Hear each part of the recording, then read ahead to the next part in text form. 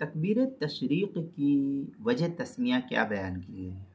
چنانچہ تشریق لفظ سے ایام تشریق کا نام رکھنے کی وجہ فقہا یہ نقل کرتے ہیں کہ لوگ قربانی کے گوشت کو ٹکڑے ٹکڑے کر دیتے ہیں، اس کو بوٹی بناتے ہیں جس کو ہم کہتے ہیں، اور انہیں دھوپ میں بھی سکھاتے ہیں۔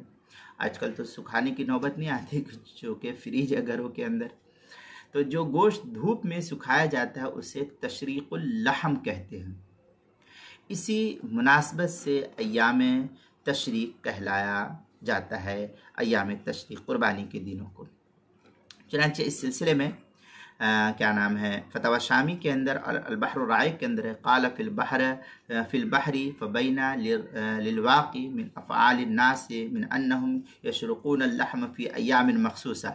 یہ البحر الرائق کی عبارت ہے، جلد نمبر 2 صفحہ نمبر 164، باب العیدین، اور جو ایچ ایم سعید کراچی کا چھپا ہوا نسخہ اس کے اندر فتاوی شامی جلد نمبر 2 صفحہ نمبر 177، مطلب فی تکبیر التشریق، جو ایچ ایم سعید کراچی کا چھپا ہوا نسخہ اس کے اندر فتح القدیر جلد نمبر 2 صفحہ نمبر 48، جو مکتبہ رشیدیہ کا چھپا ہوا نسخہ اس کے اندر۔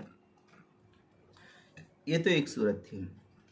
بعض علماء یہ کہتے ہیں کہ عید کی نماز اور قربانی کے دن کو تشریق کہا جاتا ہے، ایام تشریق کہا جاتا ہے، اس لیے کہ عید کی نماز اس وقت ادا کی جاتی ہے جب سورج چمک رہا ہوتا ہے، یعنی سورج جس وقت طلوع ہوتا ہے، اور نمازی کو بھی اسی لیے مشرق کہتے ہیں کہ وہ سورج نکلنے کا انتظار کرتا ہے، اس لیے یوم عید کو تشریق کے لفظ سے تعبیر کیا جاتا ہے۔ یہ بھی ایک وضاحت نقل کی جاتی ہے، چنانچہ یہ تفصیل جو ہے فتح القدیر وغیرہ کے اندر نقل کی ہے۔ قال فی الفتح قال التشریق فی ایام التشریق یجب ان یحمل علی التکبیر او الذبح او تشریق اللحم باظہار للشمس بعد تغطیہ۔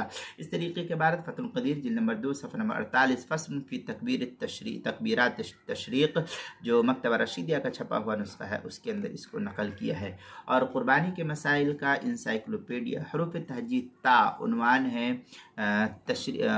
ہے تشریق کی وجہ تسمیہ، صفحہ نمبر 47 اور صفحہ نمبر 48 پہ اس کو نقل کیا، وہاں دیکھ سکتے ہیں۔